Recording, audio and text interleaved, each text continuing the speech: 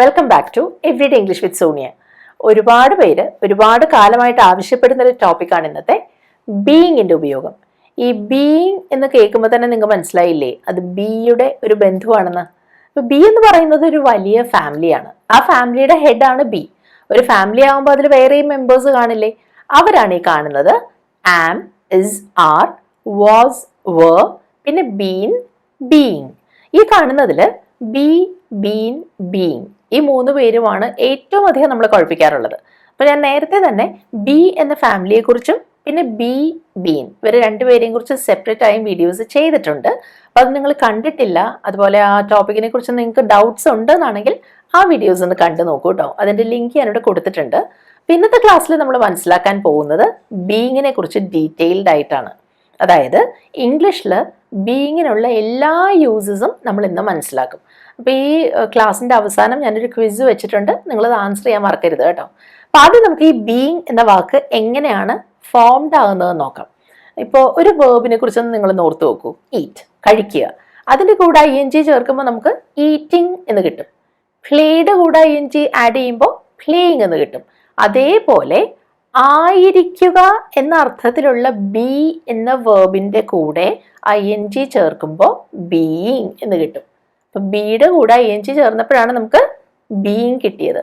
ഈ വേർബിന്റെ കൂടെ ING ചേരുമ്പോൾ കിട്ടുന്ന ആ ഫോമിന് ഇംഗ്ലീഷിലൊരു പേരുണ്ട്, മനസ്സിലാക്കി വെച്ചാൽ മതി. Present participle. അപ്പൊ നിങ്ങൾ പാസ്റ്റ് പാർട്ടിസിപ്പിളിന് കേട്ട് കാണും അല്ലേ? ഇപ്പൊ ഈറ്റ് എന്ന് പറയുന്ന വേർബിന്റെ പാസ്റ്റ് ടെൻസ് 8 ആണ്. അതിന്റെ മൂന്നാമത്തെ ഫോം ഈറ്റൻ എന്നതാണ് പാസ്റ്റ് പാർട്ടിസിപ്പിൾ. അപ്പൊ അവിടെ ഈറ്റിന്റെ കൂടെ ING ചേരുമ്പോൾ ഈറ്റിംഗ് എന്ന് കിട്ടില്ലേ? അത് പ്രസന്റ് പാർട്ടിസിപ്പിൾ ആണ്. അപ്പൊ ഇവിടെ നമ്മൾ കണ്ട ബീയിങ് പ്രസന്റ് പാർട്ടിസിപ്പിൾ ആണ്. അപ്പൊ ഇത്രയും കാണുമ്പോൾ നിങ്ങൾക്ക് തോന്നും ഈ ബീയിങ് എന്ന് പറയുന്നത് ഒരു വേർബിന്റെ ഫോം ആണല്ലോ. അപ്പൊ അവിടെ ബീയിങ് എപ്പോഴും എല്ലാ സെന്റൻസസിലും വേർബായിട്ടാണ് വരിക എന്ന്. അവിടെയാണ് നമ്മൾ സൂക്ഷിക്കേണ്ടത്. കാരണം ബീയിങ് വളരെ ട്രിക്കി ആയിട്ടുള്ള ഒരാളാണ്. ബീയിങ് ചിലപ്പോഴെല്ലാം വേർബായിട്ട് തന്നെ വരും, പക്ഷെ ചിലപ്പോൾ വേർബിന്റെ ഫോമിലുള്ള വേർബിന്റെ രൂപത്തിലുള്ള ഒരു നൗണായും വരാം. ചിലപ്പോൾ ശരിക്കും ഒരു നൗണായിട്ടും ബീയിങ് വരാറുണ്ട്. പിന്നെ ചിലപ്പോഴൊക്കെ എന്തെങ്കിലും ഒരു കാരണത്തെക്കുറിച്ച് പറയേണ്ടി വരുമ്പോൾ, അതായത് ഈ ബിക്കോസിനൊക്കെ പകരം നമ്മൾ ബീയിങ് എന്നത് യൂസ് ചെയ്യാറുണ്ട്. ഇതെല്ലാം കൂടെ കേട്ട് നിങ്ങൾ കൺഫ്യൂസ്ഡ് ആവണ്ട. വളരെ ഈസി ആയിട്ട് നമുക്കിത് ഓരോന്നായിട്ട് ഡീറ്റെയിൽഡ് ആയിട്ട് മനസ്സിലാക്കാം. അപ്പൊ ആദ്യം നമുക്ക് വേർബായിട്ട് എങ്ങനെയാണ് ബീയിങ് വരുന്നതെന്ന് നോക്കാം. അപ്പൊ അതിനു മുൻപ് ഞാനൊരു കാര്യം പറയട്ടെ. മുൻപ് നമ്മൾ കുറച്ച് വേർബ്സ് ING ഫോംസ് കണ്ടല്ലോ, ഈറ്റിംഗ്, പ്ലേയിങ്, ബീയിങ് എന്നൊക്കെ പറയുന്നത്. അതെങ്ങനെയാണ് നമ്മൾ സാധാരണ സെന്റൻസിൽ പറയാറുള്ളത്? ഷീ പ്ലേയിങ് എന്നാണോ? അല്ല, ഷീ ഇസ് പ്ലേയിങ് എന്ന് പറയും അല്ലേ? അതുപോലെ ഐ ടീച്ചിങ് എന്ന് പറഞ്ഞാൽ പോരാ, ഐ ആം ടീച്ചിങ് എന്ന് പറയണം. ഞാൻ പഠിപ്പിക്കുകയാണ്, ഐ ആം ടീച്ചിങ്. അനു പഠിക്കുകയാണ്, അനു ഇസ് സ്റ്റഡിയിങ്. അനു പഠിക്കുകയായിരുന്നു, അനു വാസ് സ്റ്റഡിയിങ്. അവര് ഡാൻസ് ചെയ്യുകയായിരുന്നു, ദേ വർ ഡാൻസിങ്. അതായത് ഈ പറയുന്ന ING ഫോമിൽ വരുന്ന ആ വേർബിന്റെ കൂടെ ഇസ്, ആർ, ആം, വാസ്, വർ ഇതെല്ലാം നമ്മൾ ചേർക്കുന്നുണ്ട് അല്ലേ? പ്രസന്റ് ടെൻസിൽ പറയാനാണെങ്കിൽ ആം, ഇസ്, ആർ എന്ന് ചേർക്കും. പാസ്റ്റ് ടെൻസ് ആണെങ്കിൽ വാസ്, വർ എന്ന് നമ്മൾ ചേർക്കും. അങ്ങനെ മാത്രമേ നമുക്ക് ING ഫോം അവിടെ ഉപയോഗിക്കാൻ പറ്റുന്നുള്ളൂ. ശരിയല്ലേ? അപ്പോ ബീയിങ് എങ്ങനെയാണ് നമ്മൾ ഉപയോഗിക്കുക? ഐ ആം ബീയിങ് എന്ന് പറയൂ, അതോ ഷീ ഇസ് ബീയിങ് എന്ന് പറയൂ? അതാണ് നമ്മൾ നോക്കാൻ പോകുന്നത്. അപ്പൊ നമുക്ക് ആദ്യം കാണേണ്ടത് ബീയിങ് എങ്ങനെയാണ് ഒരു വേർബായിട്ട് യൂസ് ചെയ്യാന്നാണ്.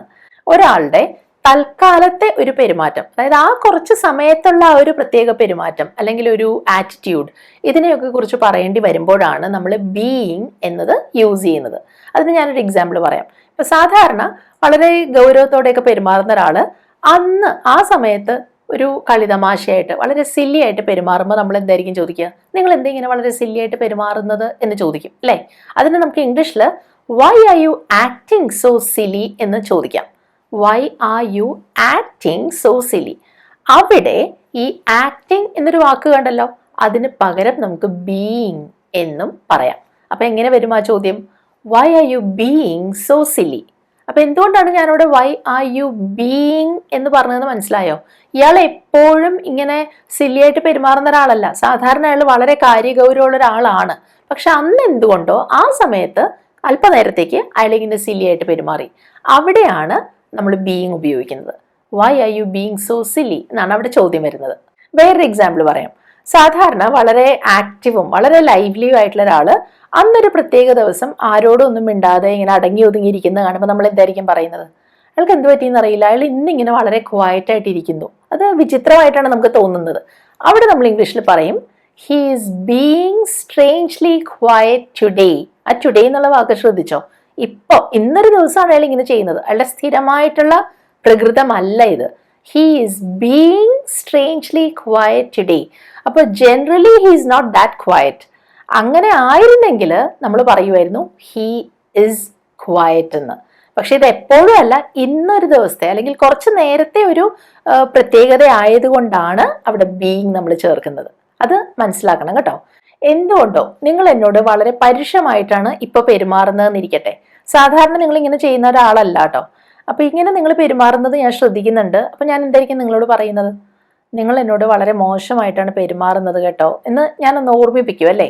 അവിടെ നമ്മൾ ഇംഗ്ലീഷിൽ പറയുക you are being rude to me എന്നായിരിക്കും. You are rude to me എന്ന് പറയാൻ എനിക്ക് പറ്റില്ല. കാരണം നിങ്ങൾ എപ്പോഴും ഇങ്ങനെ അല്ലല്ലോ. നിങ്ങൾ സാധാരണ എന്നോട് വളരെ മര്യാദയ്ക്ക് വളരെ കൈൻഡ് ആയിട്ടാണ് പെരുമാറാറുള്ളത്. ഇപ്പൊ എന്തുകൊണ്ടോ നിങ്ങൾ ഇങ്ങനെ പെരുമാറുന്നതേ ഉള്ളൂ. അതുകൊണ്ടാണ് you are rude to me എന്ന് ഞാൻ പറയാതെ you are being rude to me എന്ന് പറയുന്നത്. നിങ്ങൾക്ക് ആ വ്യത്യാസം മനസ്സിലായോ? അപ്പൊ ഇവിടെ എല്ലാം നമ്മൾ പറയുന്നത് ഒരാളുടെ പെരുമാറ്റത്തെക്കുറിച്ച്, അയാളുടെ ബിഹേവിയറിനെ കുറിച്ച്, അല്ലെങ്കിൽ അയാളുടെ ആ ഒരു ആറ്റിറ്റ്യൂഡിനെ കുറിച്ചൊക്കെയാണ് കേട്ടോ. ഫീലിങ്സിനെ കുറിച്ചല്ല നമ്മൾ പറയുന്നത്. നമ്മുടെ ഓഫീസിലൊരാൾ സാധാരണ എല്ലാവരോടും വളരെ മോശമായ രീതിയിലാണ് പെരുമാറുന്നതെന്ന് ഇരിക്കട്ടെ. പക്ഷെ ഇന്നലെ എന്താണെന്നറിയില്ല, അയാൾ എല്ലാവരോടും വളരെ കൈൻഡായിട്ട് പെരുമാറി. ഇന്നലെ ഒരു ദിവസം മാത്രം നടന്നൊരു കാര്യമാണിത്. അപ്പൊ നമ്മൾ എന്തായിരിക്കും പറയുക? He was being unusually kind to everybody yesterday. കണ്ടോ, ആ ഇന്നലത്തെ കാര്യം മാത്രമാണേ, അതുകൊണ്ടാണ് ബീയിങ് ചേർത്തത്. He was being kind to everybody എന്ന് നമ്മൾ പറയുന്നത്. അയാൾ എപ്പോഴും കൈൻഡ് ആണെങ്കിൽ ഹി വാസ് കൈൻഡ് എന്ന് പറഞ്ഞാൽ മതി. ഇത് ഇന്നലെ മാത്രം ഉണ്ടായൊരു കാര്യമായതുകൊണ്ടാണ് ഹി വാസ് ബീയിങ് കൈൻഡ് എന്ന് നമ്മൾ പ്രത്യേകം പറയുന്നത്. പിന്നെ ചിലരെ കണ്ടിട്ടില്ലേ, അവരിങ്ങനെ എല്ലാത്തിനെയും കുറിച്ച് പരാതി പറഞ്ഞുകൊണ്ടേയിരിക്കും. അങ്ങനെ സ്ഥിരമായിട്ട് കംപ്ലയിൻറ്റ് ചെയ്യുന്നവരെ കുറിച്ച് പറയാൻ നമ്മൾ ഇംഗ്ലീഷിൽ യൂസ് ചെയ്യുന്നൊരു വാക്കുണ്ട്, ക്രൈ ബേബി. അപ്പൊ നമുക്ക് നിങ്ങളിങ്ങനെ ഈ പരാതി പറഞ്ഞുകൊണ്ടിരിക്കുന്നത് നിർത്തൂ എന്ന് പറയാൻ വേണമെങ്കിൽ stop acting like A cry baby എന്ന് പറയാം. അതിന് പകരം ഈ ആക്ടിങ് ലൈക്ക് എന്നതിന് പകരം നമുക്ക് ബീയിങ് എന്ന് യൂസ് ചെയ്യാം. എന്ന് പറയും stop being A cry baby. അതായത് ഇങ്ങനെ സ്ഥിരമായിട്ട് പരാതി പറഞ്ഞുകൊണ്ടിരിക്കുന്നത് നിർത്തൂ എന്നാണ് പറയുന്നത്. അപ്പൊ ആ ഒരു ആറ്റിറ്റ്യൂഡ് ഉണ്ടല്ലോ, സ്ഥിരമായിട്ട് കംപ്ലയിൻ ചെയ്യുക, ആ ഒരു ആറ്റിറ്റ്യൂഡ് നിർത്താൻ, അതിനാണ് നമ്മൾ ബീയിങ് യൂസ് ചെയ്തത്. Stop being A cry baby. ഇതുമായിട്ട് ബന്ധമുള്ള വേറൊരു എക്സാമ്പിൾ പറയാം. ഒരാള് എന്തെങ്കിലും ഒരു പ്രത്യേക കാര്യത്തിൽ നെഗറ്റീവായിട്ട് ചിന്തിച്ചു എന്നിരിക്കട്ടെ. അപ്പൊ അതിലൂടെ നമ്മൾ എന്തായിരിക്കും പറയുന്നത്? നിങ്ങൾ ഇവിടെ വളരെ നെഗറ്റീവ് ആയിട്ടുള്ള ഒരു ആറ്റിറ്റ്യൂഡാണ് കാണിക്കുന്നത്, നിങ്ങൾ കുറച്ച് പോസിറ്റീവ് ആകൂ എന്ന് പറയും അല്ലേ? അവിടെ നമ്മൾ പറയുന്നത് you are being so negative എന്നായിരിക്കും. You are being so negative, try to be positive എന്ന് പറയും. എന്തുകൊണ്ടാണ് യു ആർ നെഗറ്റീവ് എന്ന് പറയാതിരുന്നത്? അയാൾ സ്ഥിരമായിട്ട് ഇങ്ങനെ നെഗറ്റീവായിട്ട് ചിന്തിക്കുന്ന ഒരാളല്ല. ഈ ഒരു കാര്യത്തിൽ എന്തുകൊണ്ടോ അങ്ങനെ ചിന്തിച്ചു പോയതാണ്. അതുകൊണ്ടാണ് you are being so negative എന്ന് പറഞ്ഞത്. ഞാൻ നേരത്തെ പറഞ്ഞല്ലോ, ഒരാളുടെ തൽക്കാലത്തേക്കുള്ള ഒരു ആറ്റിറ്റ്യൂഡിനെ കുറിച്ചോ അല്ലെങ്കിൽ ഒരു ബിഹേവിയറിനെ കുറിച്ചോ പറയേണ്ടി വരുമ്പോഴാണ് നമ്മൾ ബീയിങ് എന്നത് യൂസ് ചെയ്യുന്നത്. പക്ഷേ ഫീലിങ്സിനെ കുറിച്ച് പറയുമ്പോൾ നമ്മൾ ഈ ബീയിങ് ആഡ് ചെയ്യില്ല കേട്ടോ. അതായത് ഇപ്പോൾ ഒരാൾ ഹാപ്പി ആണെന്ന് പറയുന്നു അല്ലെങ്കിൽ സങ്കടമായി എന്ന് പറയുന്നു, അവിടെ ഒന്നും നമുക്ക് ബീയിങ്ങിൻ്റെ ആവശ്യം വരുന്നില്ല. ഇപ്പൊ ഞാൻ പറയാണ്, ആ വാർത്ത കേട്ടപ്പോൾ അയാൾക്ക് സങ്കടമായി. He was sad when he heard the news. അവിടെ ഹി വാസ് ബീയിങ് സാഡ് എന്ന് പറയേണ്ടതില്ല, ഹി വാസ് സാഡ് എന്ന് മാത്രം പറഞ്ഞാൽ മതി. അതുപോലെ നിങ്ങളെ കണ്ടതിൽ എനിക്ക് സന്തോഷമുണ്ട് എന്നതിന് I am happy to see you എന്ന് മാത്രം പറഞ്ഞാൽ മതി. I am being happy to see you എന്ന് പറയണ്ട. കാരണം ഹാപ്പി ആവുക എന്ന് പറയുന്നത് ഒരു ഫീലിംഗ് അല്ലേ, അവിടെ ബീയിങ് എന്ന് നമ്മൾ യൂസ് ചെയ്യില്ല. ഇപ്പൊ നമ്മൾ കണ്ടു കഴിഞ്ഞത് എങ്ങനെയാണ് ബീയിങ് ഒരു വേർബായിട്ട് വരുന്നതെന്നാണ്. ശരിക്കും പറഞ്ഞാൽ ബീയിങ്ങിന് രണ്ട് തരത്തിൽ ഈ വേർബായിട്ട് വരാൻ സാധിക്കും. അതിലൊന്ന് മാത്രമാണ് നമ്മളിപ്പോൾ പഠിച്ചു കഴിഞ്ഞത്. അപ്പൊ നമ്മൾ കണ്ടു കഴിഞ്ഞ രണ്ട് എക്സാമ്പിൾസ് ആണ് ഞാനിവിടെ കാണിക്കുന്നത്. You are being rude today, she is being silly. നിങ്ങൾ കണ്ടോ, ആ ബീയിങ് കഴിഞ്ഞ് വന്ന വാക്ക് ഏതാന്ന്? റൂഡ്, സിലി, ഇതൊക്കെയല്ലേ വന്നത്? അത് ആഡ്ജക്റ്റീവ്സ് ആണ്. ആഡ്ജക്റ്റീവ്സ് എന്ന് വെച്ചാൽ നാമവിശേഷണം. അതായത് ഒരാളെ കുറിച്ച് കൂടുതൽ ഡിസ്ക്രൈബ് ചെയ്യാനാണ് നമ്മൾ ഈ വാക്കുകൾ യൂസ് ചെയ്തത്. അപ്പൊ ഇവിടെ നമ്മൾ പറയുന്നത് ഒരാളുടെ തൽക്കാലത്തേക്കുള്ള ഒരു പെരുമാറ്റത്തെക്കുറിച്ച് അല്ലെങ്കിൽ ആറ്റിറ്റ്യൂഡിനെ കുറിച്ചല്ലേ. അത് പറയേണ്ടി വരുമ്പോൾ നമ്മൾ ബീയിങ് ഒരു വേർബായിട്ട് ഉപയോഗിച്ചു, അത് കഴിഞ്ഞ് ആഡ്ജക്റ്റീവ് വന്നു. പക്ഷെ ബീയിങ്ങിന്റെ അടുത്ത യൂസ്, അതായത് വേർബായിട്ട് തന്നെയുള്ള അടുത്ത യൂസിൽ ബീയിങ് നമ്മൾ പാസീവ് വോയിസിലാണ് ഉപയോഗിക്കുക. അങ്ങനെ ഉപയോഗിക്കുമ്പോൾ ബീയിങ് കഴിഞ്ഞ് വരുന്നത് ആഡ്ജക്റ്റീവ് അല്ല, പാസ്റ്റ് പാർട്ടിസിപ്പിൾ ആണ്. പാസ്റ്റ് പാർട്ടിസിപ്പിൾ എന്താണെന്ന് ഓർമ്മയില്ലേ? ഈറ്റ് എന്ന് പറയുന്ന വേർബിന്റെ പാസ്റ്റ് പാർട്ടിസിപ്പിൾ എന്താണ്? ഈറ്റൻ. റൈറ്റിന്റെയോ? റിട്ടൺ. അപ്പോൾ ഇങ്ങനെ വരുമ്പോൾ അടുത്ത യൂസിൽ ബീയിങ് കഴിഞ്ഞ് വരുന്നത് പാസ്റ്റ് പാർട്ടിസിപ്പിൾ ആയിരിക്കും. അതിന്റെ എക്സാമ്പിൾസ് ഞാൻ കാണിക്കാം. ഇങ്ങനെ ഒരു സിറ്റുവേഷൻ ഒന്ന് ഓർത്ത് നോക്കൂ. എൻ്റെ കാറ് ഞാൻ സർവീസ് ചെയ്യാൻ കൊടുത്തിട്ട് അവിടെ നിൽക്കുകയാണ്. അപ്പം എൻ്റെ ഫ്രണ്ട് എന്നെ കണ്ടു, എന്നോട് ചോദിക്കുകയാണ് എന്തെവിടെ നിൽക്കുന്നതെന്ന്. ഞാൻ പറഞ്ഞു അവരെൻ്റെ കാറ് സർവീസ് ചെയ്യുകയാണ്. അതെങ്ങനെ ഇംഗ്ലീഷിൽ പറയും? They are servicing my car. They, അതുകൊണ്ടാണ് ആർ വന്നത്. They are servicing my car. ഈ സെന്റൻസ് ശരിക്കും പറഞ്ഞാൽ ആക്റ്റീവ് വോയിസിലാണ്. അപ്പൊ ഇതേ കാര്യം എനിക്ക് പാസീവ് വോയിസിൽ ഇങ്ങനെ പറയാം, എൻ്റെ കാർ സർവീസ് ചെയ്യപ്പെടുകയാണ്. അതെങ്ങനെയാണ് ഇംഗ്ലീഷിൽ പറയാന്നറിയാമോ? My car is being serviced. കണ്ടോ എങ്ങനെ വന്നതെന്ന്? ഞാൻ ഇവിടെ പറയുന്നത് എൻ്റെ കാറിനെ കുറിച്ചാണ്. എൻ്റെ കാർ അതൊന്നേ ഉള്ളൂ, അതുകൊണ്ടാണ് മൈ കാർ ഇസ് എന്ന് വന്നത്. ആദ്യത്തെ സെന്റൻസിൽ ദേ ആർ എന്നല്ലേ പറഞ്ഞത്, അവിടെ നമ്മൾ അവര് ചെയ്യുകയാണെന്നാണ് പറഞ്ഞത്. അപ്പൊ ദേ ആർ. ഇവിടെ എൻ്റെ കാർ ചെയ്യപ്പെടുകയാണ്. മൈ കാർ ആദ്യം വന്നു, അപ്പൊ മൈ കാർ ഒന്നായതുകൊണ്ട് മൈ കാർ ഇസ്. അത് കഴിഞ്ഞിട്ട് ബീയിങ് കൂടെ ചേർക്കണം. My car is being servicing അല്ല, serviced. My car is being serviced. ആ സർവീസ് എന്ന് പറഞ്ഞ വേർബ് ഉണ്ടല്ലോ ആദ്യത്തെ സെന്റൻസിൽ, അതിന്റെ മൂന്നാമത്തെ ഫോമാണ് സർവീസ്ഡ്. അങ്ങനെയാണ് ഈ സെന്റൻസ് കിട്ടിയത്. My car is being serviced. ആരാലാണ് സർവീസ് ചെയ്യപ്പെടുന്നത്? അവരാൽ. അതുകൂടെ വേണമെങ്കിൽ ചേർക്കാം, ബൈ ദെം എന്നുകൂടെ പറയാം. ഇനി ഇതേ കാര്യം ഞാൻ പാസ്റ്റ് ടെൻസിൽ പറയാൻ പോവാണ്. അവര് എൻ്റെ കാറ് സർവീസ് ചെയ്യുകയായിരുന്നു. പാസ്റ്റ് ടെൻസ് അല്ലേ, അപ്പൊ എന്ത് പറയും? ദേ were servicing my car. അവര്, ദേ. അപ്പൊ പ്ലൂറൽ വേണം, were. പാസ്റ്റ് ടെൻസ് ആയതുകൊണ്ടാണ് ആർ മാറ്റി were വന്നത്. They were servicing my car. ഇതെങ്ങനെ പാസീവ് വോയിസിലാക്കും? മൈ കാർ പാസ്റ്റ് ടെൻസ് ആയതുകൊണ്ട് ഇസ് മാറി വാസ് വരും. മൈ കാർ വാസ്, അത് കഴിഞ്ഞ് വീണ്ടും ബീയിങ് വരണം. My car was being serviced by dum.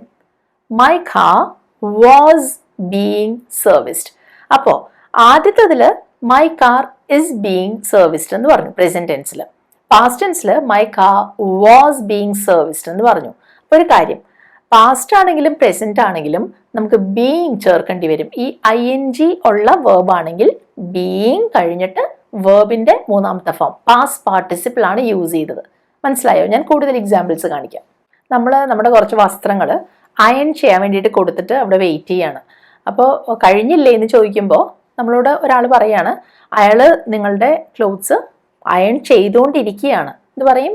He is അയണിങ് യോർ ക്ലോത്ത്സ്. അയാൾ നിങ്ങളുടെ ക്ലോത്ത്സ് അയൺ ചെയ്തുകൊണ്ടിരിക്കുകയാണ്. ഹി ഇസ് അയണിങ് യോർ ക്ലോത്ത്സ്. ആക്റ്റീവ് വോയിസിലാണിത്. ഇനി ഇത് പാസീവ് എങ്ങനെയാക്കും? നിങ്ങളുടെ ക്ലോത്ത്സ് അയൺ ചെയ്യപ്പെടുകയാണ് എന്ന് പറയണമെങ്കിൽ യോർ ക്ലോത്ത്സ് എന്ന് പറഞ്ഞ് തുടങ്ങും അല്ലേ? Your clothes. അപ്പൊ അത് ഒന്നിൽ കൂടുതലുണ്ടല്ലോ, അതുകൊണ്ട് യോർ ക്ലോത്ത്സ് ആർ ബീയിങ്. ഇനി മുൻപത്തെ ആ സെന്റൻസിൽ അയൺ എന്നുള്ളതാണല്ലോ വേർബ്. തേക്കുക, ഇസ്തിരി ഇടുക എന്നുള്ളതിന് അയൺ ആണ് വേർബ്. അതിന്റെ മൂന്നാമത്തെ ഫോം അയൺഡ് ആണ്. എന്ത് പറയും? Your clothes are being ironed. ആരാണ് അയൺ ചെയ്യുന്നത്? ആരാലാണ് അയൺ ചെയ്യപ്പെടുന്നത്? അയാളാൽ, ബൈ ഹിം എന്ന് വേണമെങ്കിൽ ചേർക്കാട്ടോ. അപ്പൊ your clothes are being ironed by him. അപ്പൊ അവിടെ എല്ലാം നമ്മൾ കണ്ടോ, ഈ പാസീവ് വോയിസ് ആക്കേണ്ടി വരുമ്പോൾ നമുക്ക് ബീയിങ്ങിന്റെ ആവശ്യം വരും. അതാണ് ഞാൻ പറഞ്ഞത്, ബീയിങ് ഇങ്ങനെയും വേർബായിട്ട് വരുമെന്ന്. ചിലപ്പോൾ നമ്മൾ പറയില്ലേ, ആരോ എന്നെ ശ്രദ്ധിക്കുന്നുണ്ട്, ആരോ എന്നെ വാച്ച് ചെയ്യുന്നുണ്ടെന്ന് പറയില്ലേ? അതെങ്ങനെ ഇംഗ്ലീഷിൽ പറയാ? Somebody is watching me. എന്നെ എന്നാണ് പറഞ്ഞത്, ആരോ എന്നെ വാച്ച് ചെയ്യുന്നുണ്ട്. Somebody is watching me. ഇനി ഇതേ കാര്യം നമുക്ക് പാസീവ് വോയിസിൽ പറയണം. അപ്പോൾ ഞാൻ ആരോ ഒരാളാൽ വാച്ച് ചെയ്യപ്പെടുന്നുണ്ട്, ശ്രദ്ധിക്കപ്പെടുന്നുണ്ടെന്നാണ് നമുക്ക് പറയേണ്ടത്. അപ്പൊ അവിടെ ഞാൻ എന്നാണ് ആദ്യം വന്നത് അല്ലെ, എന്നെ എന്നല്ല. അപ്പൊ ഐ വരണം. അപ്പൊ എങ്ങനെ പറയാ? ഐ കഴിഞ്ഞിട്ട് പിന്നെ ആം വരണ്ടേ? ഐയുടെ കൂടെ ഇസ് വരില്ലല്ലോ, ആം അല്ലേ വരിക. I am being watched. അപ്പൊ എപ്പോഴും ബീയിങ് വന്നിരിക്കണം കേട്ടോ. ഐ ആയതുകൊണ്ട് ഐ ആം ബീയിങ് വാച്ച്ഡ്. ആ ആദ്യത്തെ സെന്റൻസിൽ വാച്ച് അല്ലേ വേർബ്, അതിൻ്റെ മൂന്നാമത്തെ ഫോമാണ് watched. So I am being watched. അപ്പോൾ ഇതോ, ആരോ എന്നെ പിന്തുടരുന്നുണ്ടായിരുന്നു. പാസ്റ്റ് ടെൻസ് ആണ്. ആരോ എന്നെ ഫോളോ ചെയ്യുന്നുണ്ടായിരുന്നു. Somebody was following me. എന്നെ, അതുകൊണ്ടാണ് മീ വന്നത് കേട്ടോ. Somebody was following me. ഇതിനി പാസീവ് വോയിസിലാക്കണം. ഞാൻ ആരോ ഒരാളാൽ ഫോളോ ചെയ്യപ്പെടുന്നുണ്ടായിരുന്നു എന്ന് പറയണം. എന്ത് പറയും? I was being followed by somebody. കണ്ടോ, അവിടെ പാസ്റ്റ് ടെൻസ് ആണ്. ഫോളോ ചെയ്യപ്പെടുന്നുണ്ടായിരുന്നു എന്നല്ലേ പറഞ്ഞത്. അപ്പോൾ ഐ ആം പോരാ, ഐ വാസ് വരണം. I was being followed by somebody. ഇനി ഇതൊന്ന് ശ്രദ്ധിക്കൂ. അയാള് ഭിത്തികള് പെയിന്റ് ചെയ്യുകയാണ്. ഇംഗ്ലീഷില് he is painting the walls. മനസ്സിലായില്ലേ? He is painting the walls. ഇനി ഭിത്തികള് പെയിന്റ് ചെയ്യപ്പെടുകയാണ്. അപ്പോൾ ദ വാൾസ് വെച്ച് തുടങ്ങണ്ടേ? The walls are being painted. അവിടെ പ്രസന്റ് ടെൻസ് ആയതുകൊണ്ടാണ് ദ വാൾസ് ആർ വന്നത്. The walls are being painted. ഇനി ഇതേ കാര്യം പാസ്റ്റ് ടെൻസിലായിരുന്നെങ്കിലോ? ഭിത്തികൾ പെയിന്റ് ചെയ്യപ്പെടുകയായിരുന്നു എന്നെങ്ങനെ പറയും? The walls were being painted. മനസ്സിലായോ എങ്ങനെയാണ് പാസീവ് വോയിസിൽ ആ ബീയിങ് വരുന്നതെന്ന്? ടെൻസ് അനുസരിച്ചാണ്. പ്രസന്റ് ടെൻസ് ആണെങ്കിൽ ഇസ് അല്ലെങ്കിൽ ആർ അല്ലെങ്കിൽ ആം ഒക്കെ വരും. പാസ്റ്റ് ടെൻസ് ആണെങ്കിൽ വാസ് അല്ലെങ്കിൽ വേർ വരും. പക്ഷെ അത് കഴിഞ്ഞ് ബീയിങ്, പിന്നെ പാസ്റ്റ് പാർട്ടിസിപ്പിൾ, ഇതും കൂടെ വന്നാലാണ് ഇങ്ങനെ പാസീവ് വോയിസ് കംപ്ലീറ്റ് ആവുന്നത്. അങ്ങനെ നമ്മൾ ബീയിങ് എങ്ങനെയാണ് പാസീവ് വോയിസിൽ ഒരു വേർബായിട്ട് യൂസ് ചെയ്യുന്നതെന്ന് പഠിച്ചു. അവിടെ ബീയിങ് കഴിഞ്ഞ് വരുന്നത് പാസ്റ്റ് പാർട്ടിസിപ്പിൾ ആയിരിക്കും. ഇനി നമ്മൾ കാണുന്നത് ബീയിങ്ങിന്റെ അടുത്ത ഉപയോഗമാണ്. എന്തിൻ്റെയെങ്കിലും ഒരു കാരണത്തെക്കുറിച്ച് പറയുമ്പോൾ, അതായത് റീസൺസിനെ കുറിച്ച് പറയേണ്ടി വരുമ്പോൾ നമ്മൾ ബീയിങ് ഉപയോഗിക്കാറുണ്ട്. അപ്പം അതിനുള്ള എക്സാമ്പിൾസ് നോക്കാം. എനിക്ക് പറയണം, അയാൾക്ക് സുഖമില്ലാതിരുന്നത് കൊണ്ട് അയാൾ വീട്ടിൽ തന്നെ കഴിഞ്ഞു എന്ന്. ആദ്യം നമുക്ക് ഇതൊന്ന് ഇംഗ്ലീഷിൽ പറയാം. അയാൾക്ക് സുഖമില്ലാതിരുന്നത് കൊണ്ട്, ബിക്കോസ് ഹി വാസ് ഇൽ, അയാൾ വീട്ടിൽ തന്നെ കഴിഞ്ഞു. He stayed home. അപ്പോൾ ഇവിടെ നിങ്ങൾക്ക് ഒരു സംശയം തോന്നുന്നുണ്ടാവും, ഈ വീട്ടിൽ തന്നെ തങ്ങുക എന്നൊക്കെയുള്ളതിന് ഹി സ്റ്റേയ്ഡ് അറ്റ് ഹോം എന്ന് പറയണ്ടേ എന്ന്. പക്ഷെ ഇങ്ങനെയുള്ള കാര്യങ്ങൾ പറയുമ്പോൾ അവിടെ അറ്റിൻ്റെ ആവശ്യമില്ല, ഹി സ്റ്റേയ്ഡ് ഹോം എന്ന് മാത്രം പറഞ്ഞാൽ മതി. മറ്റൊന്ന്, ഈ ബിക്കോസ് അതുപോലെ ആൻഡ് ഒക്കെ വെച്ച് സെന്റൻസ് സ്റ്റാർട്ട് ചെയ്യുന്നത് ശരിയാണോ എന്ന് നിങ്ങൾ ചിന്തിക്കുന്നുണ്ടാവും അല്ലേ? ഗ്രാമാറ്റിക്കലി ഒരു തെറ്റും ഇല്ലാത്തൊരു കാര്യമാണിത്.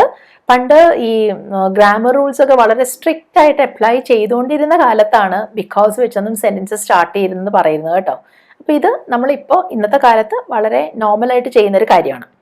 അപ്പോൾ ഈ സെന്റൻസ് കണ്ടല്ലോ, ബിക്കോസ് ഹി വാസ് ഇൽ, ഹി സ്റ്റേയ്ഡ് ഹോം. ഇവിടെ എങ്ങനെയാണ് നമ്മൾ ബീയിങ് ഉപയോഗിക്കുക എന്നറിയാമോ? ആ ബിക്കോസ് ഹി വാസ് എന്നുള്ളതൊക്കെ മാറ്റി നമ്മൾ പറയും ബീയിങ് ഇൽ, ഹി സ്റ്റേയ്ഡ് ഹോം. മനസ്സിലായോ? ബീയിങ് ഇൽ, ഹി സ്റ്റേയ്ഡ് ഹോം. അവിടെ ആ ബീയിങ് ഇൽ എന്ന് പറഞ്ഞപ്പോൾ അയാൾക്ക് സുഖമില്ലാതിരുന്നത് കൊണ്ട് എന്നർത്ഥം വന്നു. അപ്പം അവിടെ നിങ്ങളൊരു കാര്യം ശ്രദ്ധിച്ചോ, ആദ്യത്തെ സെന്റൻസിൽ രണ്ട് പാർട്ടിലും, സെന്റൻസിന്റെ ആദ്യത്തെ പാർട്ടിലും രണ്ടാമത്തെ പാർട്ടിലും ഹി വന്നിട്ടുണ്ട്. പക്ഷെ രണ്ടാമത്തേൽ നമ്മൾ ഹി ബീയിങ് ഇൽ എന്ന് പറഞ്ഞിട്ടില്ല. കാരണം നമ്മൾ അവിടെ രണ്ടിടത്തും പറയുന്ന ഒരാളെ കുറിച്ച് തന്നെയാണ് അല്ലെ? സുഖമില്ലാതിരുന്നതും അയാളാണ്, വീട്ടിൽ തങ്ങിയതും അയാളാണ്. അപ്പൊ അതുകൊണ്ടാണ് നമ്മൾ രണ്ടിടത്തും ഹി പറയാത്തത്. അപ്പൊ അവിടെ നമ്മൾ എന്താ പറഞ്ഞത്? ബീയിങ് ഇൽ, ഹി സ്റ്റേയ്ഡ് ഹോം. ആ കോമ ഇടാൻ ശ്രദ്ധിക്കണം കേട്ടോ. കാരണം അതാണ് ആ സെന്റൻസിന്റെ, അവിടെ ആ സെന്റൻസിൽ ആ ഒരു കാര്യം നടന്നതിന്റെ കാരണമായിട്ട് നമ്മൾ പറയുന്ന ഭാഗം. അവിടെ അത് കഴിഞ്ഞിട്ട് കോമ ഇടാൻ നമ്മൾ ശ്രദ്ധിക്കണം. ഇതുപോലെ ഞാൻ ഇനിയും എക്സാമ്പിൾസ് കാണിക്കാം. എനിക്ക് ക്ഷീണമായിരുന്നു, അതുകൊണ്ട് കിടക്കാൻ ചെന്ന ഉടനെ ഞാൻ ഉറങ്ങിപ്പോയി എന്നാണ് എനിക്ക് പറയേണ്ടത്. ഇത് നമ്മൾ ഇംഗ്ലീഷിൽ പറയുന്നത് I was tired so I fell asleep as soon as I went to bed എന്നാണ്. അതായത് because I was tired I fell asleep as soon as I went to bed എന്നാണ് ഈ പറഞ്ഞത് അല്ലേ? ഇവിടെ നമ്മൾ എങ്ങനെയാണ് ബീയിങ് ഉപയോഗിക്കുന്നതെന്ന് അറിയാമോ? Being tired I fell asleep as soon as I went to bed എന്ന് പറയുന്നു. മനസ്സിലായോ? അപ്പോൾ ബിക്കോസ് ഐ വാസ് ടയേർഡ് അല്ലെങ്കിൽ ഐ വാസ് ടയേർഡ് സോ എന്നതൊക്കെ മാറ്റിയിട്ടാണ് ബീയിങ് ടയേർഡ് എന്ന് പറഞ്ഞത്. ആ ബിക്കോസ് അല്ലെങ്കിൽ സോ ഇതിനൊക്കെ പകരമാണ് നമ്മൾ അവിടെ ആ ബീയിങ് യൂസ് ചെയ്യുന്നത്. ഇവിടെയും ബീയിങ് ടയേർഡ്, ക്ഷീണമായിരുന്നത് കൊണ്ട്, അത് കഴിഞ്ഞ് കോമ ഇടാൻ മറക്കരുത്. Being tired I fell asleep as soon as I went to bed എന്ന് പറയാം. ഭക്ഷണം കഴിക്കാനും പുതിയ തരത്തിലുള്ള ഫുഡൊക്കെ ട്രൈ ചെയ്ത് നോക്കാനും ഇഷ്ടമുള്ള കുറേ പേരുണ്ടല്ലേ. അങ്ങനെയുള്ളവരെ നമ്മൾ ഇംഗ്ലീഷിൽ വിളിക്കുന്ന വാക്ക് ഫൂഡി എന്നാണ്. അപ്പം ഞാനിവിടെ പറയുന്നത് അയാൾ ഒരു ഫൂഡി ആയതുകൊണ്ട് അയാൾക്ക് പുതിയ തരത്തിലുള്ള ക്വിസീനൊക്കെ ട്രൈ ഔട്ട് ചെയ്ത് നോക്കാൻ വലിയ ഇഷ്ടമാണെന്നാണ്. ക്വിസീൻ എന്ന് വെച്ചാൽ എന്താണെന്ന് മനസ്സിലായോ?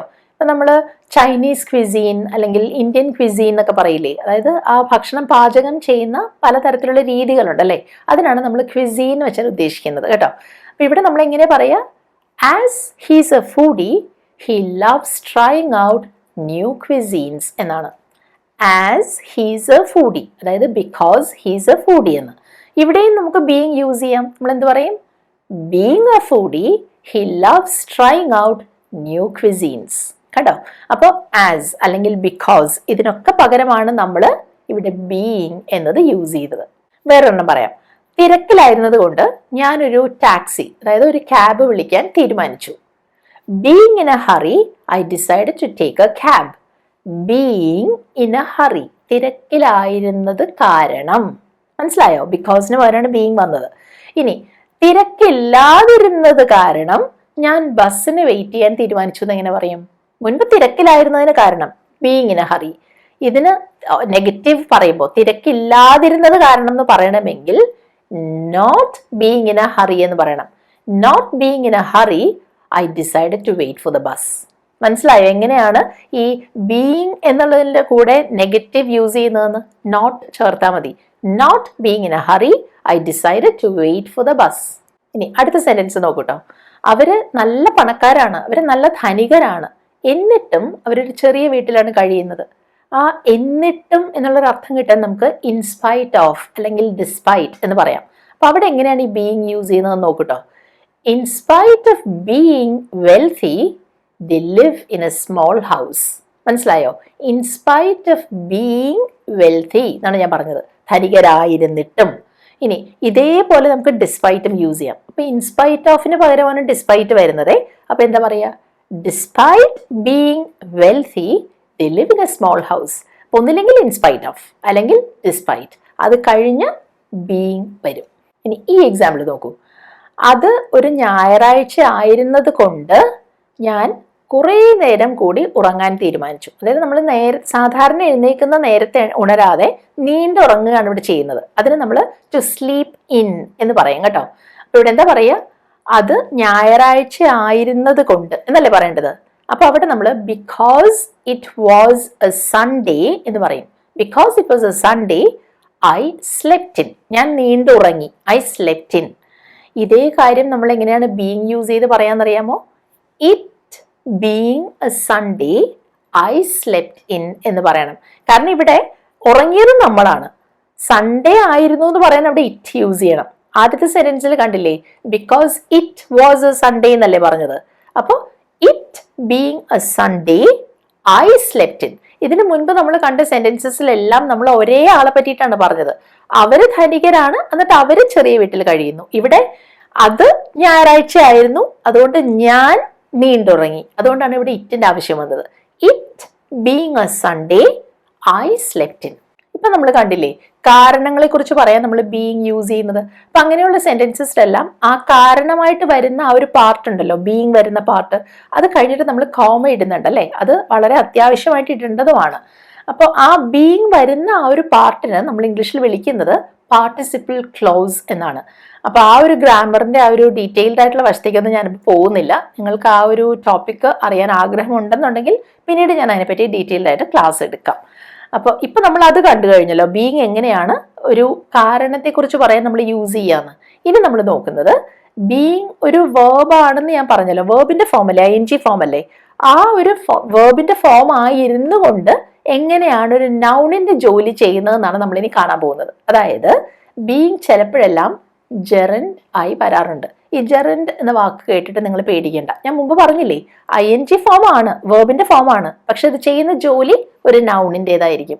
ഇങ്ങനെ കേൾക്കുമ്പോൾ നിങ്ങൾക്ക് അത് എങ്ങനെയാണെന്ന് ഒരു സംശയം തോന്നിയേക്കാം. എക്സാമ്പിൾ കാണുമ്പോൾ നിങ്ങൾക്ക് മനസ്സിലാവും. അപ്പൊ ഞാൻ പറയാണ്, ഞാൻ വായിക്കുകയാണ്. എന്ത് പറയും? ഐ ആം റീഡിങ് അല്ലെ. വായിക്കുക, ടു റീഡ്. വായിക്കുകയാണ്, ഐ ആം റീഡിങ്. ഇനി എനിക്ക് വായന ഇഷ്ടമാണ്, അതായത് വായിക്കുന്നത് ഇഷ്ടമാണെന്ന്. അപ്പൊ അവിടെ എന്ത് പറയും? I like reading. അപ്പോൾ വായന എന്നുള്ളതിനാണ് നമ്മൾ റീഡിംഗ് എന്ന് പറഞ്ഞത് അല്ലേ. അപ്പോൾ ഒറ്റ നോട്ടത്തിൽ 2 സെന്റൻസിലും റീഡിംഗ് ആണ് വന്നത്. പക്ഷെ ആദ്യത്തേത് നോക്കൂ, ഐ ആം റീഡിങ്, അത് വേർബാണ് അല്ലേ. ആം റീഡിംഗ് എന്നുള്ളത് വേർബാണ്. അപ്പൊ റീഡിംഗ് ആ വേർബിന്റെ ഒരു ഭാഗമായിട്ട് വന്നു. അടുത്തതിൽ ഐ ലൈക്ക് റീഡിങ്, എനിക്ക് വായന ഇഷ്ടമാണ്. ആ റീഡിംഗ് എന്നുള്ള ഫോമിലാണ് വന്നതെങ്കിലും അവിടെ അർത്ഥമാക്കുന്നത് ഒരു നൗൺ ആയിട്ടാണ് അല്ലെ. വായന എന്ന നൗൺ ആയിട്ടാണ്, ഒരു ആക്ടിവിറ്റിയുടെ പേരായിട്ടാണ് അവിടെ വന്നത്. അപ്പോഴാണ് ഞാൻ പറയുന്നത് ഇവിടെ അത് ഒരു ജെറൻഡ് ആയിട്ടാണ് രണ്ടാമത്തെ സെന്റൻസിൽ വന്നതെന്ന്. വ്യത്യാസം മനസ്സിലായല്ലോ. ഇതേപോലെ ഞാൻ 2 എക്സാമ്പിൾസ് കൂടെ തരാം. പുകവലി ക്യാൻസറിന് കാരണമാകുന്നു. എന്ത് പറയും? Smoking causes cancer. അപ്പൊ ഇവിടെ സ്മോക്കിംഗ് എന്ന് പറഞ്ഞല്ലോ, അവിടെ പുകവലിക്കുക എന്നൊരു വേർബായിട്ടല്ല വന്നത്. സ്മോക്കിംഗ്, പുകവലി എന്ന നൗൺ ആണ് അവിടെ അർത്ഥമാക്കുന്നത്. അപ്പോൾ ING ഫോമുള്ള ഒരു വേർബിന്റെ പോലെയാണ് ഇരിക്കുന്നതെങ്കിലും സത്യത്തിൽ അതൊരു നൗൺ ആണ്, അതൊരു ജെറൻഡ് ആണ്. വേറൊരെണ്ണം പറയാം. നടത്തം ആരോഗ്യത്തിന് നല്ലതാണ്. ഇത് പറയും walking is good for health. അപ്പോൾ വാക്കിംഗ് എന്ന് പറഞ്ഞാൽ നടക്കുക എന്നല്ല അവിടെ അർത്ഥമാക്കുന്നത്, നടത്തം എന്ന ആ ഒരു ആക്ടിവിറ്റിയെ കുറിച്ചാണ് പറയുന്നത്. അവിടെയും ഈ ING ഫോമിലാണ് വന്നതെങ്കിലും അതൊരു നൗൺ ആയിട്ടാണ് ഫങ്ഷൻ ചെയ്യുന്നത്. അപ്പൊ അവിടെയും അതൊരു ജെറൻഡ് ആണ്. ഇങ്ങനെയാണ് നമ്മൾ ഇനി കാണാൻ പോകുന്ന എക്സാമ്പിൾസിൽ ബീയിങ് ഫങ്ഷൻ ചെയ്യുന്നത്. പറയുമ്പോൾ ബീയിങ്, ING ഫോം ആണ്, പക്ഷെ അതൊരു നൗൺ ആയിട്ടാണ് അവിടെ നിൽക്കുന്നത്. അതിനുള്ള എക്സാമ്പിൾസ് കാണാം. അമ്മയായിരിക്കുന്നത് എളുപ്പമല്ല. എങ്ങനെ പറയാന്നറിയാമോ? Being a mother is not easy. അപ്പോൾ അമ്മയായിരിക്കുന്ന ആ ഒരു അവസ്ഥ അല്ലെങ്കിൽ ആ ഒരു കോൺസെപ്റ്റിനെ കുറിച്ചാണ് നമ്മൾ പറയുന്നത്. അത് അത്ര എളുപ്പമല്ല എന്ന്. അപ്പൊ ബീയിങ് എ മദർ എന്ന് പറയുന്നത് ശരിക്കും പറഞ്ഞാൽ ഒരു നൗൺ ആണ്. ആ അവസ്ഥയെ കുറിച്ചല്ലേ നമ്മൾ പറയുന്നത്. അപ്പൊ അവിടെ ആ ബീയിങ് എന്നുള്ളത് ഒരു ജെറൻഡ് ആയിട്ടാണ് നിൽക്കുന്നത്. ഇനി അടുത്തത്, വ്യത്യസ്തയായിരിക്കുന്നത് നിങ്ങളുടെ ഒരു പവറാണ്, ഒരു സൂപ്പർ പവർ ആണെന്ന് നമ്മൾ പറയാറില്ലേ. ചില ആൾക്കാർ ഡിഫറെന്റ് ആണ്, അതാണ് നിങ്ങളുടെ സൂപ്പർ പവർ എന്ന് പറയില്ലേ. അവിടെ എന്ത് പറയും? Being different is your super power. Being different, മറ്റുള്ളവരിൽ നിന്ന് വ്യത്യസ്തയാണല്ലോ. Being different is your super power. മനസ്സിലായോ? ആ ബീയിങ് എന്നുള്ളത് അവിടെ ഒരു ജെറൻഡ് ആയിട്ട് തന്നെയാണ് വന്നത്. ഇനി ഈ മൂവീസിലൊക്കെ അഭിനയിക്കുന്ന ആളുകളുടെ കാര്യം ഓർത്ത് നോക്കൂ. മിക്ക നടീനടന്മാർക്കും ആളുകളുടെ ആ ഒരു ശ്രദ്ധയൊക്കെ കിട്ടുന്നത്, ആ ഒരു വെള്ളി വെളിച്ചത്തിലായിരിക്കുന്നത് ഇഷ്ടമാണ്. അപ്പൊ നമുക്ക് എന്ത് പറയാം? Most actors enjoy being in the lime light. They enjoy being in the lime light. ഇപ്പൊ നമുക്ക് പറയാമല്ലോ, മോസ്റ്റ് ആക്ടേഴ്സ് എൻജോയ് ഫെയിം. ആ പ്രശസ്തി അവര് ഇഷ്ടപ്പെടുന്നുണ്ട്. അപ്പൊ ആ പ്രശസ്തി എന്ന് പറയുന്നത് ഒരു നൗൺ അല്ലേ, ഫെയിം എന്ന് പറയുന്നത് നൗൺ അല്ലേ. അതേപോലെ ഒരു നൗൺ ആയിട്ടാണ് അവിടെ being in the lime light എന്നത് വന്നത്. അതുകൊണ്ടാണ് പറഞ്ഞത് അതൊരു ജെറൻഡ്, ഒരു നൗൺ ഫോം പോലെയാണ് നിൽക്കുന്നതെന്ന്. Most actors enjoy being in the lime light. ഒരുപാട് പേരില്ലേ വീട്ടിൽ നിന്ന് മാറി കഴിയേണ്ടി വരുന്നവര്. അപ്പൊ അവര് പലരും പറയുന്നത് കേട്ടില്ലേ, വീട്ടുകാരുടെ കൂടെ, കുടുംബത്തിന്റെ കൂടെ ആയിരിക്കുന്നത് ഞാൻ മിസ് ചെയ്യുന്നു എന്ന്. കാരണം അവരവിടെ ഒറ്റയ്ക്കാണ് അല്ലേ. അപ്പൊ അവിടെ നമ്മൾ പറയാ I miss being with my family. I miss being with my family. Being gerund ആയിട്ടാണ് വന്നത്. മറ്റൊരു എക്സാമ്പിൾ പറയാം. നമ്മൾ ചിലപ്പോൾ പറയും എനിക്ക് ഈ നുണ സഹിക്കാൻ പറ്റില്ല. I can't stand lies. ആരെങ്കിലും നുണ പറയുന്നത് സഹിക്കാൻ പറ്റില്ല എന്ന്. ഇതേപോലെ നമുക്ക് പറയാം I can't stand being lied to. എന്നോട് ആരെങ്കിലും നുണ പറഞ്ഞാൽ ആ നുണ കേൾക്കേണ്ടി വരുന്നത് എനിക്ക് സഹിക്കാൻ പറ്റില്ല എന്നാണ് പറയുന്നത്. I can't stand being lied to. അപ്പോൾ ബീയിങ് ലൈഡ് ടു എന്ന് പറയുന്നത് ആ ഒരു അവസ്ഥയെക്കുറിച്ചാണ് നമ്മൾ പറയുന്നത്. ആ ഒരു ഐഡിയ, ആ ഒരു കോൺസെപ്റ്റിനെ കുറിച്ചാണ് പറയുന്നത്. അപ്പൊ അതൊരു നൗൺ ആയിട്ടാണ് വന്നത്. അപ്പോൾ ഐ കാൺട്ട് സ്റ്റാൻഡ് ലൈസ് എന്ന് പറയുന്നത് പോലെ I can't stand being lied to എന്ന് പറയും. ഇനി ഈ സെന്റൻസ് ഒന്ന് ശ്രദ്ധിക്കൂ. എൻ്റെ സാന്നിധ്യം നിങ്ങൾക്ക് ശല്യമാവുന്നുണ്ടെങ്കിൽ ഞാൻ പോകാം എന്നാണ് പറയുന്നത് കേട്ടോ. അപ്പോൾ ഈ സാന്നിധ്യം എന്നുള്ളതിന് നമ്മൾ പ്രസൻസ് എന്ന് പറയും. അപ്പോൾ ഇംഗ്ലീഷിൽ if my presence bothers you I leave എന്നാണ് പറയുന്നത്. If my presence bothers you I will leave. ഈ പ്രസൻസിന് പകരം നമുക്ക് വേണമെങ്കിൽ ബീയിങ് ഹിയർ എന്നുള്ളതും പറയാം. ഇവിടെ ആയിരിക്കുന്നതിനാണല്ലോ സാന്നിധ്യം എന്ന് പറയുന്നത്. അപ്പോൾ if my being here bothers you I will leave. If I being here അല്ല, എൻ്റെ സാന്നിധ്യം. അപ്പൊ മൈ തന്നെ വെക്കണം. If my being here, if my പ്രസൻസിന് പകരം being here. If my being here bothers you I leave. Spoken ഇംഗ്ലീഷിലൊക്കെ സ്ഥിരമായിട്ട് ഇങ്ങനെ ബീയിങ് യൂസ് ചെയ്യേണ്ടി വരുന്ന സിറ്റുവേഷൻസ് ആണ് നമ്മൾ ഈ പലതും കാണുന്നത് കേട്ടോ. ഇപ്പോൾ ചിലപ്പോൾ നിങ്ങൾ ചോദിക്കാറില്ലേ, നിങ്ങൾ എപ്പോഴെങ്കിലും ടീച്ചർ ആകുന്നതിനെ പറ്റി ചിന്തിച്ചിട്ടുണ്ടോ എന്ന്. അപ്പോൾ ടീച്ചർ ആവുക എന്നുള്ളതിന് to be a teacher, to become a teacher എന്നൊക്കെ പറയാം. അപ്പോൾ വേണമെങ്കിൽ have you ever thought of becoming a teacher എന്ന് പറയാം, അല്ലെങ്കിൽ have you ever thought of being a teacher എന്ന് പറയാം. അതായത് ടീച്ചർ ആകുന്ന ആ ഒരു ഐഡിയ, ആ ഒരു ആശയം, അതാണ് being a teacher. Have you ever thought of being a teacher? ഇത്രയും കാര്യങ്ങൾ കണ്ടു കഴിഞ്ഞപ്പോൾ നിങ്ങൾക്ക് സംശയം ഉണ്ടാവാൻ സാധ്യതയുള്ള ഒരു കാര്യം ഞാൻ പറയാം. നേരത്തെ ഞാൻ പറഞ്ഞു ബീയിങ് എന്നുള്ളത് ഒരു കാരണത്തെക്കുറിച്ച് പറയാൻ, റീസൺസിനെ കുറിച്ച് പറയാൻ നമ്മൾ യൂസ് ചെയ്യുന്നത്. തൊട്ട് മുൻപ് നമ്മൾ കണ്ടത് ബീയിങ് എങ്ങനെയാണ് ഒരു നൗൺ ആയിട്ട്, അതായത് ഒരു ജെറൻഡ് എന്നൊരു പ്രത്യേക പേരുണ്ടല്ലോ അതിന്, ജെറൻഡ് ആയിട്ട് വരുന്നതെന്നുമാണ്. ഇത് രണ്ടും തമ്മിൽ നിങ്ങൾക്ക് എന്തെങ്കിലും കൺഫ്യൂഷൻ ഉണ്ടെങ്കിൽ അത് മാറ്റാൻ ഞാനൊരു എക്സാമ്പിൾ കാണിക്കാം. നിങ്ങൾ നോക്കൂ. ഞാൻ ആദ്യം പറഞ്ഞില്ലേ അമ്മയായിരിക്കുന്നത് എളുപ്പമല്ല എന്ന്. അതെങ്ങനെയാണ് നമ്മൾ പറഞ്ഞേ? Being a mother is not easy. അവിടെ നമ്മൾ കോമയൊന്നും ഇട്ടില്ല. അമ്മയായിരിക്കുന്നത് being a mother is not easy എന്ന് മാത്രം നമ്മൾ പറഞ്ഞു. ഇനി അടുത്ത സെന്റൻസ് ശ്രദ്ധിക്കൂ കേട്ടോ. ഒരമ്മയായതുകൊണ്ട് എനിക്ക് നിങ്ങൾ പറയുന്നത് നന്നായിട്ട് മനസ്സിലാക്കാൻ സാധിക്കും, എനിക്ക് നന്നായിട്ട് റിലേറ്റ് ചെയ്യാൻ പറ്റും എന്നൊക്കെ നമ്മൾ പറയില്ലേ. അവിടെ നമ്മൾ എന്ത് പറയും? ബീയിങ് എ മദർ, അതായത് അമ്മയായതുകൊണ്ട്, കാരണമാണ് നമ്മൾ പറഞ്ഞത്. Being a mother I can relate to you, എനിക്ക് നിങ്ങൾ പറയുന്നത് മനസ്സിലാക്കാൻ സാധിക്കും. മനസ്സിലായോ? അവിടെ നമ്മൾ ബീയിങ് എ മദർ കഴിഞ്ഞിട്ട് കോമ കൂടി ഇട്ടു. ആ രണ്ടാമത്തെ സെന്റൻസ് കാരണം പറയാനാണ് നമ്മൾ ബീയിങ് ഉപയോഗിച്ചത്. ആദ്യത്തേതിൽ അങ്ങനെയല്ല, നമ്മൾ വെറുതെ ഒരു ഐഡിയയെ പറ്റി പറയാണ്. Being a mother is not easy. രണ്ടാമത്തേതിൽ reason, being a mother I can relate to you. ഇനി ഞാൻ ആദ്യം പറഞ്ഞല്ലോ, ബീയിങ് ചിലപ്പോഴൊക്കെ ശരിക്കൊരു നൗണായിട്ടും വരാറുണ്ട്.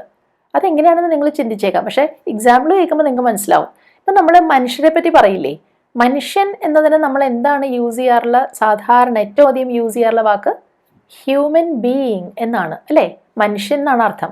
അവിടെ ബീയിങ് എന്നത് ഒരു നൗൺ ആയിട്ട് തന്നെയാണ് വരുന്നത്. അതുപോലെ ജീവികൾ അല്ലെങ്കിൽ ജീവനുള്ള വസ്തുക്കൾ എന്നുള്ളതിന് നമ്മൾ ലിവിങ് ബീയിങ്സ് എന്ന് പറയും, അല്ലേ?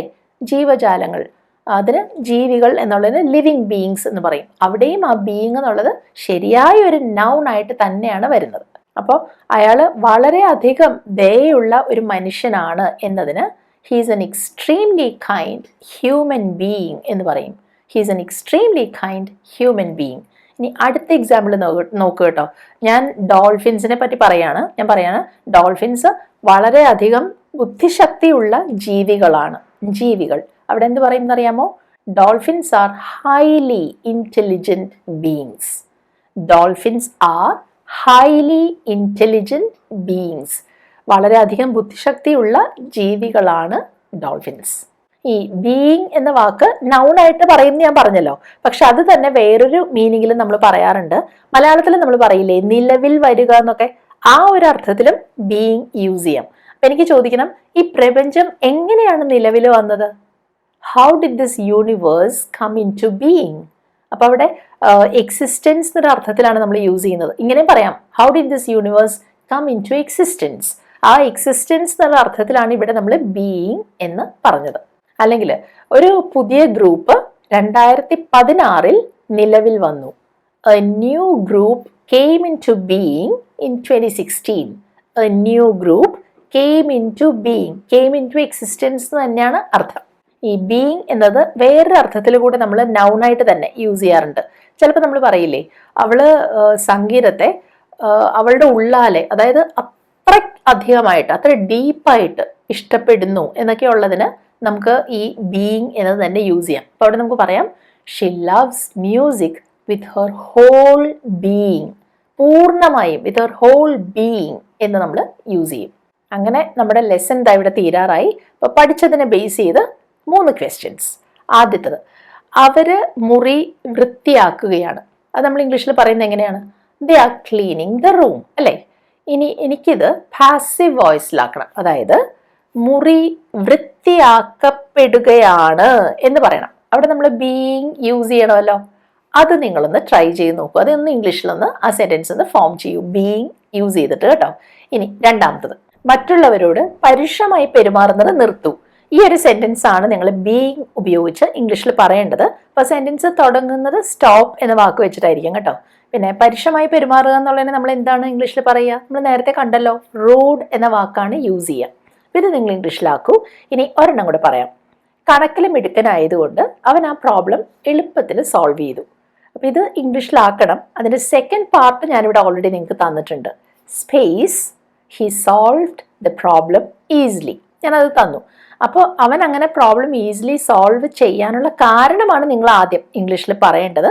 അവിടെയും ബീയിങ് ഉപയോഗിച്ചത് പറയൂ. അപ്പോൾ ഇതിൻ്റെ ആൻസേഴ്സ് എല്ലാം നിങ്ങൾ കമൻറ്റ് സെക്ഷനിൽ പോസ്റ്റ് ചെയ്യൂ. ഇന്നത്തെ ഈ ഒരു ലെസൺ നിങ്ങൾക്ക് ഹെൽപ്ഫുൾ ആയിരുന്നെങ്കിൽ നിങ്ങളതെന്നെ അറിയിക്കുക. അഭിപ്രായങ്ങൾ വളരെ വളരെ വിലപ്പെട്ടതാണ് എനിക്ക്. പിന്നെ വീഡിയോ ഇഷ്ടമായാൽ ലൈക്ക് ചെയ്യുക. ഇത് ആവശ്യം വരുന്ന ആരെങ്കിലും നിങ്ങളുടെ ഫ്രണ്ട്സ് സർക്കിളിലുണ്ടെങ്കിൽ അവർക്കിത് ഷെയർ ചെയ്ത് കൊടുക്കൂ. ഇതുപോലെ നിങ്ങൾക്ക് ഉപകാരപ്പെടുന്ന വേറൊരു വീഡിയോയുമായിട്ട് നമുക്ക് അധികം താമസിയാതെ കാണാം. അതുവരെ ബൈ.